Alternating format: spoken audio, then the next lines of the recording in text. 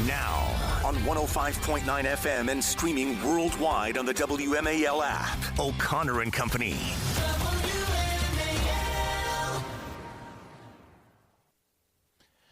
8:37 now on O'Connor and Company. Thanks for tuning in here on a really busy and heart-wrenching week. We do have an update here from President Trump, who is making a live appearance in the studio at Fox and Friends, where he has announced that they do have, as he put it, with a high degree of certainty, they have the suspect in the assassination of Charlie Kirk in custody. He also said that somebody that was very close to him turned him in. Oh, wow. That it was the killer's father and minister that helped with his capture. He's not giving too many more details beyond that, but that's what we have. Patrice Onwuka. And, yes. Joining us right now to get instant reaction to that development and to talk about a whole host of other things is friend of the program and friend of freedom everywhere. He's the governor of the Commonwealth of Virginia, Glenn Youngkin. Governor Youngkin, thanks for joining us. Yeah, good morning. Good morning, Larry. Good morning, Patrice. And that is just incredibly good news from the president this morning. You know, he vowed yesterday. I was at the 9/11 ceremony with the president at the Pentagon, and he reiterated his deep concern for the family of Charlie Kirk, but also his commitment to make sure that this violent act would at least have some closure with the capture of the assailant. And I have to tell you, the dark heart that is pure evil of someone who would take a life so violently, take a life in order to settle a political differences, I think is just another reflection that we have a massive deterioration of our nation's soul going on. And I'm just pleased that the president was able to communicate this morning that someone has been apprehended and that we will get some clarity behind this. But listen, Larry, again, what we're seeing as a nation is a deterioration of our soul. I mean, listen, someone representing clearly pure evil assassinated Charlie Kirk, a husband and a father, over political differences. And Charlie stood for debate and an exchange of ideas, and he constantly called for nonviolence. He wanted Americans, and particularly our younger Americans, to find their voice and express that voice at the ballot box. And for someone to literally murder him in cold blood just reflects an extraordinary statement of where our nation potentially is, and then to follow up with people who are condoning this. This is where we have to stop today and reflect and pray, not just for Charlie's amazing wife, Erica, who I just can't even begin to believe the depth of grief for her and her family, but also as a nation, where are we? How possibly could anyone suggest that there is any rationale or acceptance of taking a life to settle political differences? Yes. And so, yes, I'm incredibly pleased that we've been able to hear from the president that someone has been taken into custody. But we have so much to examine as a nation about where we are, and we have to get this right because our soul is at risk as a country. And I believe, Governor, you're calling for a moment of prayer and reflection today at noon for everyone in the Commonwealth of Virginia. So thank you for that. You know, I hate to shift gears, but just a little bit. And some positive news. I believe you just announced 1,200 new jobs in the state, in the Commonwealth. And would love for you to talk a little bit about that.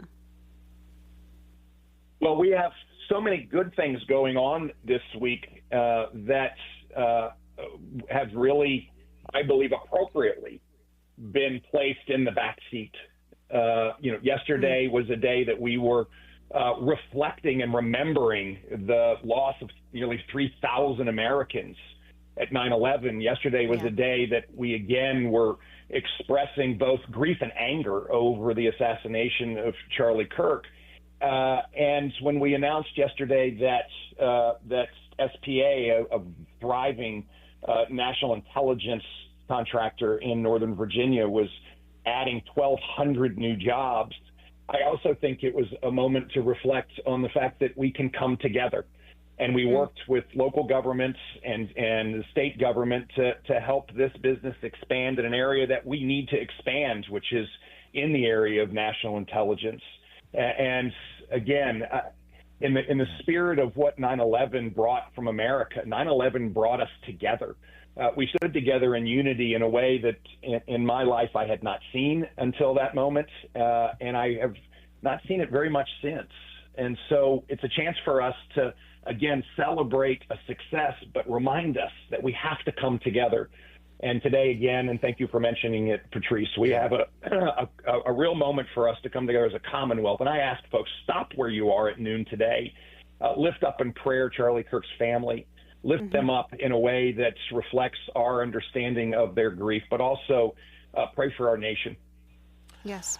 Our guest is Governor Glenn Youngkin. And Governor Youngkin, I so appreciate your passion on this and your concern about the future of where we're headed right now in political discourse. Because, let's face it, I mean, you're a conservative. You take a back burner to nobody on your on your policies that mirror Charlie Kirk's, mine, President Trump's. But everybody has a different style. You're a happy guy. You're a nice guy. You're always willing to, give the embrace and try to work things out. But the funny thing is, the second you entered the arena, Governor Youngkin, you were in the private sector. You had all the money you needed. You have a beautiful wife. You have an incredible family. You didn't need this hassle in your life. The second you entered the public arena as a Republican who aligned yourself politically with President Trump and the political party, the Republican Party, you were demonized. I have no doubt you lost friends. The things they say about you because you are a Republican. And I wonder how many Glenn Youngkins are out there who don't want to stick their neck out, who just quietly go through their day because they don't want to get demonized publicly, slimed, slandered the way you have, and or even worse, what we saw happen to Charlie Kirk. That's really the end result here of the discord that we're living through. It is, and sadly, and also at a moment where we must flatly reject the conclusion that you just drew that good people would not enter the arena, we have lost our nation. And as we celebrate our 250th anniversary of the signing of the Declaration of Independence this year, culminating, of course, next July 4th, we're reminded that we have to step into public service. And the minute that we are intimidated away from doing that, the minute that the discourse becomes not just so violent in voice, but violence in actions, we have lost our nation. And that's why, again, we have to stop and examine our personal souls, stare in the mirror. Where do you stand here? We cannot allow this. Yep. But we also have to examine the soul of our nation. Yep. Amen. Governor Youngkin, it's always an uplifting conversation with you. Governor. Appreciate it. I'm glad you stepped into the arena. I'm glad you're staying in the arena. And Lord knows I'm glad that Winsome Earl Sears and Jason Miares and John Reed are also in the arena. We'll have you back to talk about that election because it's early voting starts soon. But in the meantime, thank you for today's moment of silence and reflection at noon in Virginia. And we'll look forward to talking to you again soon. Yes, God bless you all, and God bless America.